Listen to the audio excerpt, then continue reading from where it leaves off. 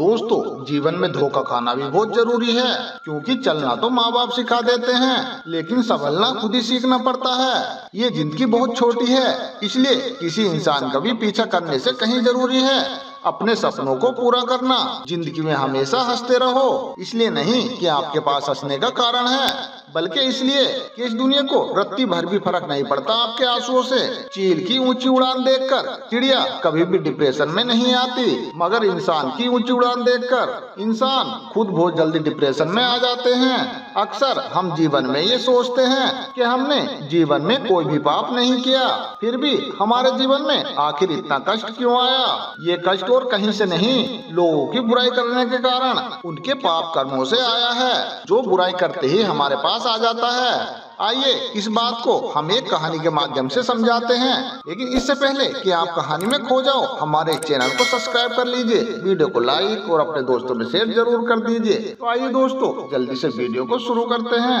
बहुत समय पहले की बात है, एक गाँव में एक गरीब पंडित अपने पत्नी के साथ रहता था। एक दिन की बात है, पंडित को किसी काम से शहर जाना पड़ा, और पंडित जब शहर से अपने गाँव वापस आ रहा था तो उसने रास्ते में देखा कि एक चिड़िया एक रोटी को पकड़े हुए एक खेत में उसे खाने की कोशिश कर रही है।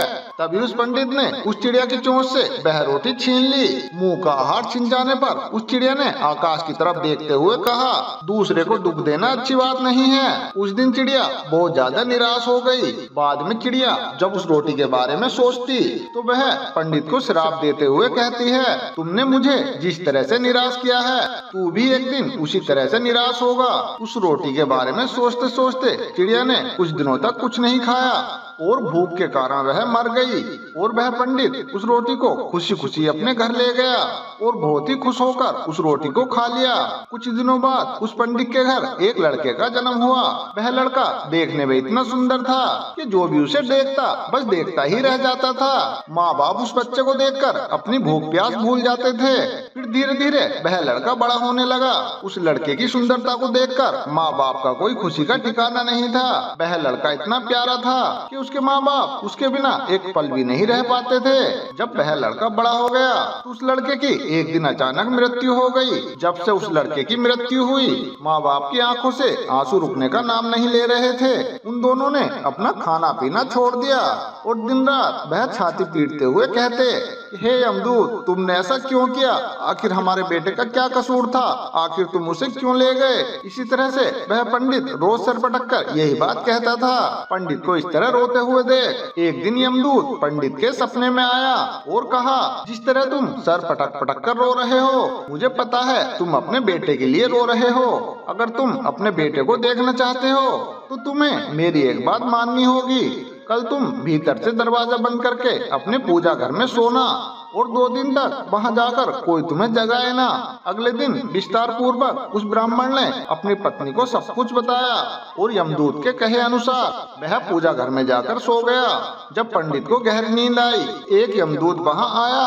उसने पंडित के शरीर को वहीं छोड़कर उसकी आत्मा को अपने यमलोक ले गया। उस यमपुरी में पंडित ने बहुत सारे नजारे देखे। कहीं पापी को यमदूत मार मार कर सजा दे रहे थे, तो कहीं पापियों को घसीट घसीट कर नरक कुंड में डाल रहे थे। वहाँ झुंड बनाकर यमदूत लोग घूम रहे थे और जोर जोर से शोर मचा रहे थे। इस तरह के अजीब और गरीब मंजर देखकर पंडित के होश उड़ गए और डर के मारे वह पंडित कांपने लगा।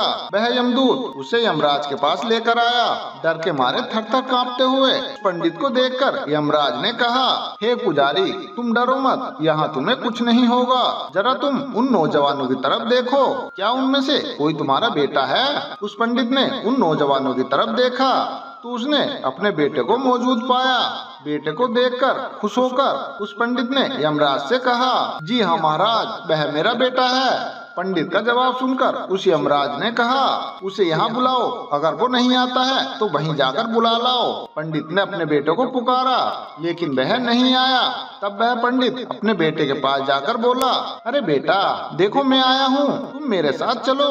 पंडित ने 2-3 बार ऐसा उस लड़के से कहा, लेकिन उसके बेटे ने उसकी तरफ देखा तक नहीं। तब उसका हाथ पकड़कर उस पंडित ने कहा, अरे बेटे, इधर तो देखो, मैं हूँ तुम्हारा पिता।